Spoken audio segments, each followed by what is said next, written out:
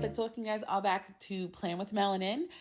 Today we are talking about the in-person markets for Melanin Eclectic. So if you guys are unaware, I am Brittany. I own Melanin Eclectic LLC. We focus on putting the color and diversity into fantasy and sci-fi through stationery, artwork, and clothing. So, Melanin Eclectic, we have the desire to do a black market in February. I need to find a place to do Black Friday or Small Business Saturday. I still haven't figured out where I want to go. I think I want to do a black market for that one as well. I want to do, or we are doing the Black Romance Book Fest in Atlanta. We applied for Comic Palooza. Haven't heard back from them yet. We will not be doing DreamCon because it is the same dates as the Black Romance one that we already accepted to be a vendor. I would like to see my artwork I would like to see my products in a physical store somewhere in Houston. So that's going to require us to have to go out and explore and maybe see some like bookstores. We also want, February, and then March, April is chill. Oh, we might be doing, I applied for Little Craft Place. They have an event in April that I wanted to do that focused more on the planner side. And then I also wanted to do something else. Was there something else on the list? Oh, I would like to find one more Comic-Con to do. I think there's one in Galveston that might be good, or there might be one in Louisiana that I'm thinking about doing. I need to talk to my cousin for that one because I think that would be a good one to try to get into just because it's us. But one thing that I have learned, last year we did a couple different varying types of markets and things. And one thing that I learned is that Melanin Eclectic does not work in more broader aspect markets. So the markets where it's oh, come and check out the vendors and there's no real theme or anything. We do okay at the black market. And that's because the black market seems to attract more Black people and people of color, and people more responsive to colorful, brighter art with Black people in it.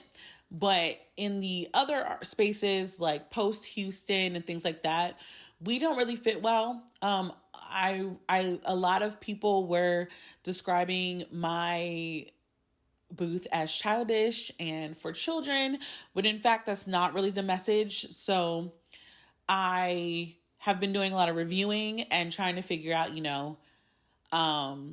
yes, my artwork is very bright and colorful and very nerdy, but I do want to actually keep a space where children look at my stuff and love it as well.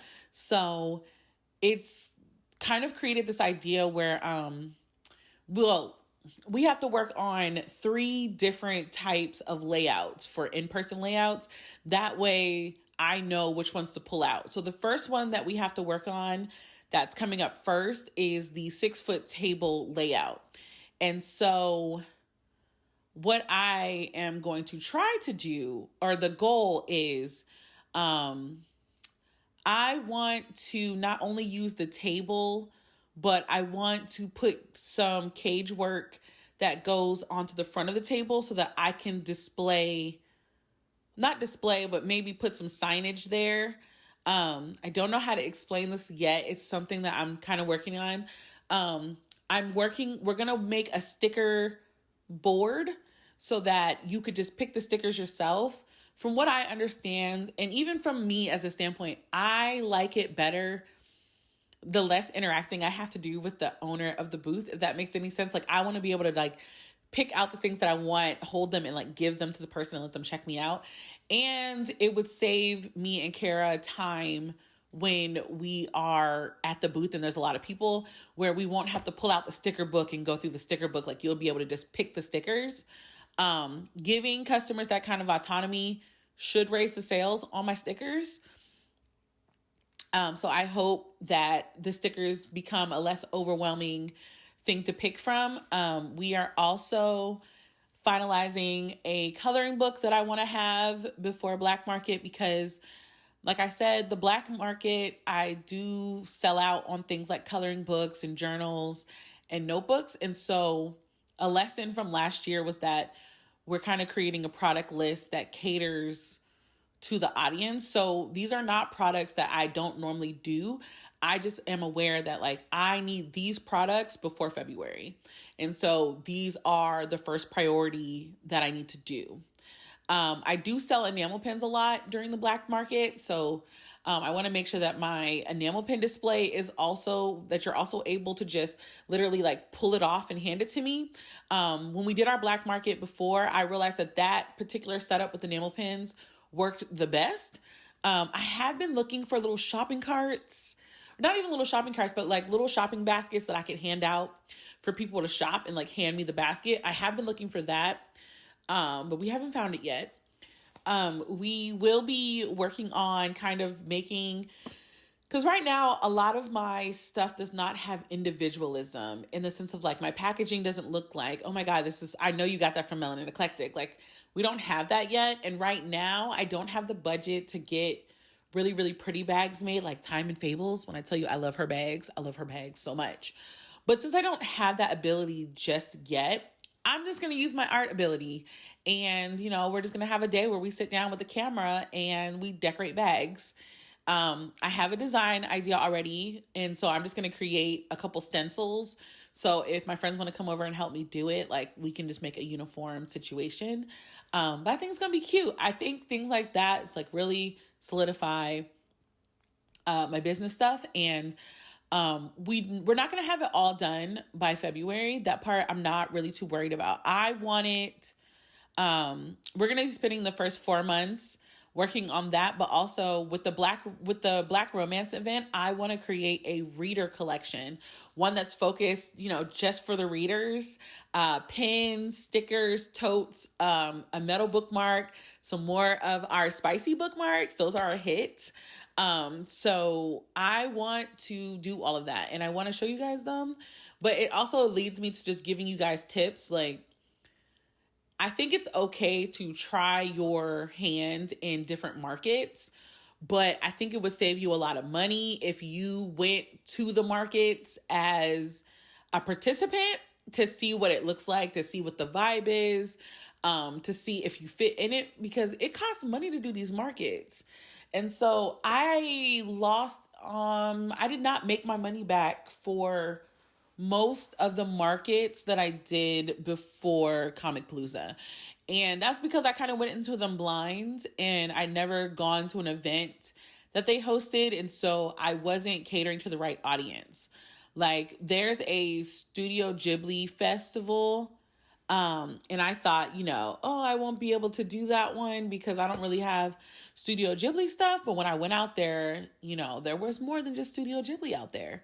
So I say all that to say, I have learned who my audience is and I love my audience. And so I want to bring more of that audience into Melanin Eclectic and not let the whole thing get me down. Comic Palooza, I think we're going to do another corner booth if the price is right.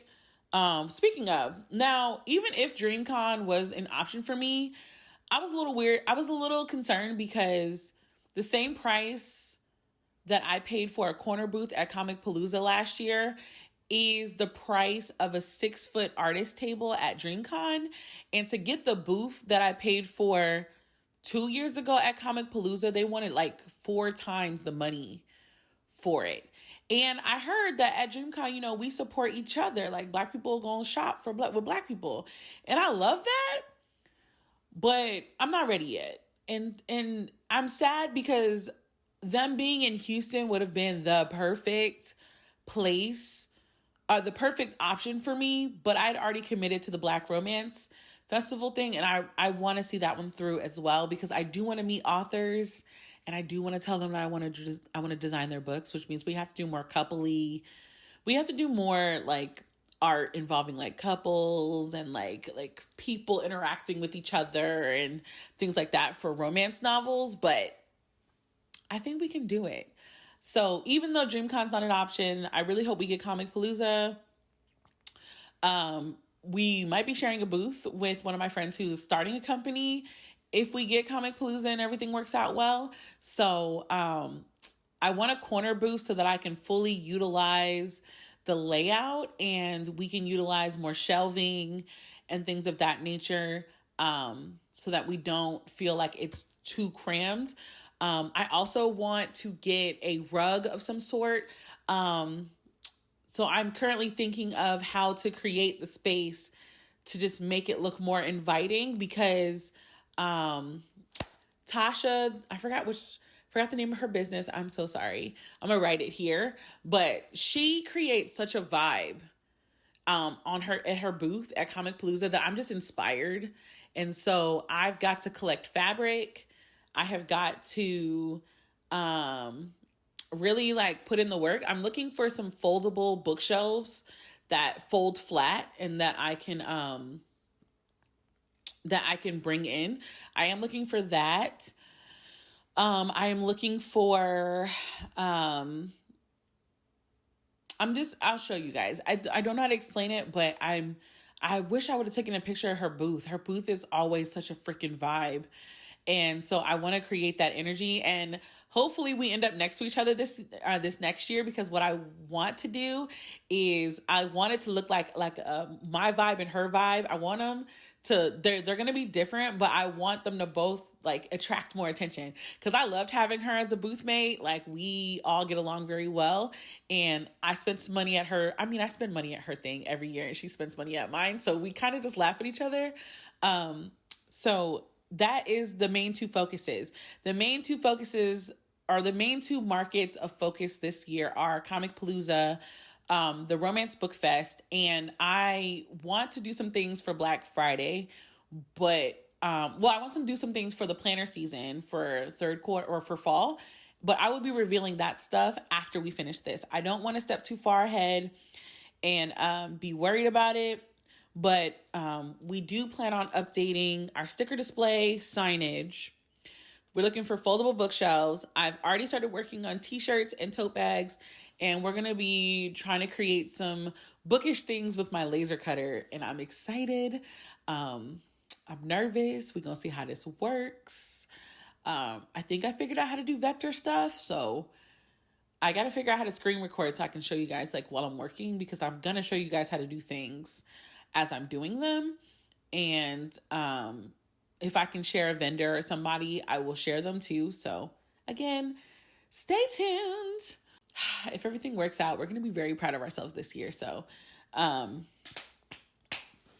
yeah. On top of the Kickstarters, there are 2 Kickstarters this year, by the way. There might be a third one. It just depends on how everything plays out. So yeah, that was just a quick little rundown of what we have to do. As always, you can stay up to date with what's happening with my business on Shop Melanin Eclectic. That is where you can go to see what I'm doing. I'm working on it. We got a schedule now, so we will be operating on certain days so that I can also have a life. With that being said, you guys have a nice day, and until the next video, guys. Bye.